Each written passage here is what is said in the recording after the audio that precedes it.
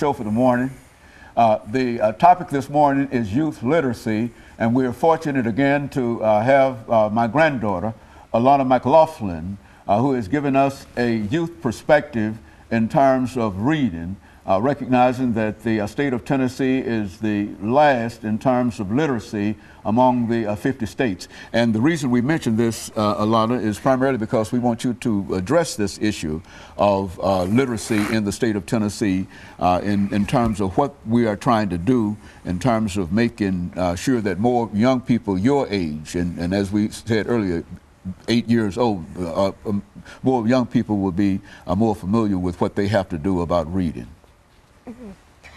Well, I really want to encourage kids 8 and under to really read, because some parents who can't read, their children want to be exactly like them. But I personally encourage all kids to read, because reading is a good thing, because it lets your imagination run free. It gives you information that you may have not known, such as, what if you wanted to learn the names of some states? Maybe you can read a book about the states, all 50, and maybe you can find the names of those states. Books give you information and they let your imagination run wild, such as The Cat in the Hat. Personally, I love green eggs and ham. I mean, not the food, but the book. I'm not a green eggs and ham eater. Go on, Alana, go on. Well, this is one of the books that I'm reading right now. It's called Mystery Owl by Judith St. George. It's mainly about 12-year-old Kimball, who isn't looking forward to leaving New York City for a summer on Shag Island in Maine. The island and the mansion that sits on it have been in Kimball's family for generations, but now Kim's great-grandfather intends to sell both the island and the house. Kim and her mother busy themselves with preparations, but when Mom is called away on business, Kim and great-grandpa find themselves alone on the island. Strange music, bright flashing lights, and an exotic parrot convince great-grandpa that he is losing his right mind, like his father before him. But Kim knows what she saw, and as she digs into the mystery, soon she realizes they are in grave danger.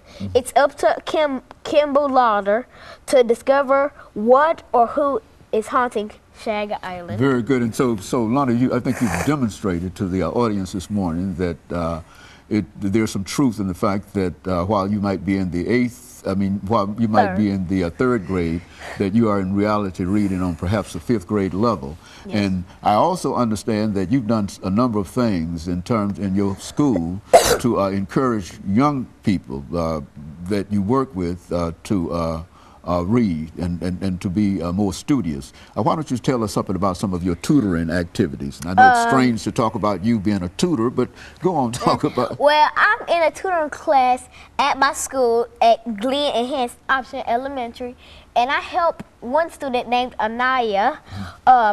She is the daughter of Mrs. Natasha Massey, and sometimes I help her with her homework or help her complete a page of work. And basically, I'm one out of 3 other helpers.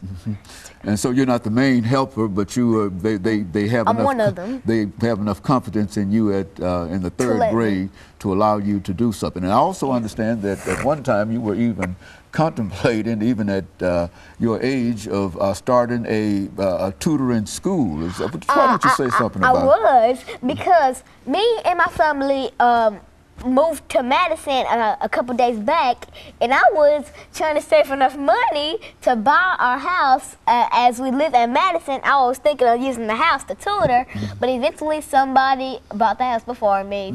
Very sad. And so your whole situation in terms of being a tutor, starting a tutoring school, sort of went to the side and some.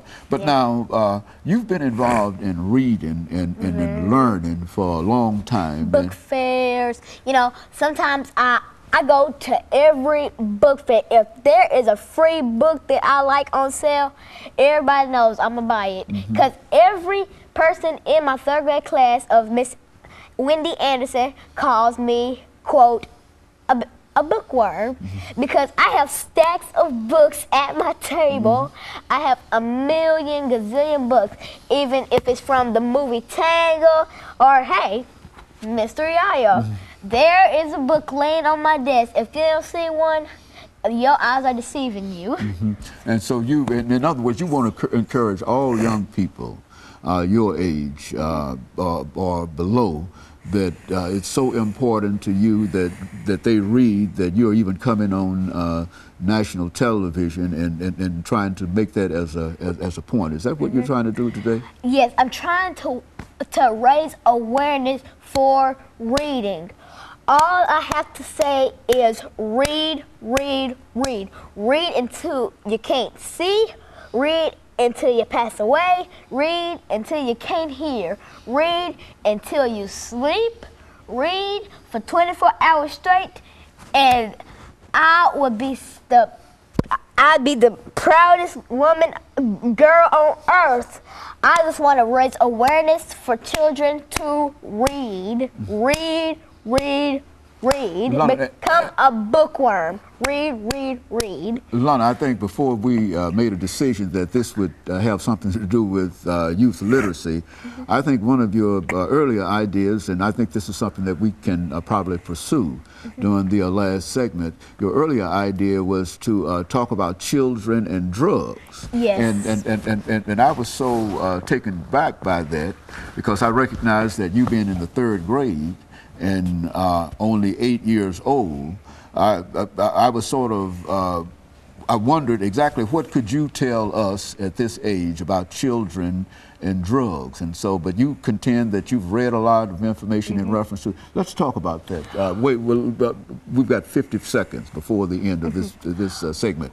And then, so let's wait a few seconds. But when we come back after this commercial break, I want you to think about why you would tell me that you thought that the whole issue of children and drugs, and especially young children, because we never think in terms of 6 or 7 year old children being concerned with drugs one way or the other. All I have to say is just stay tuned because you're in for a treat. That's all I can tell you. Stay tuned. Well, and I think that over the last 14 seconds that we have here, he don't know what's coming up. Encourage our and neither do I, so I'm a stay tuned because Lana's going to talk about children and substance abuse.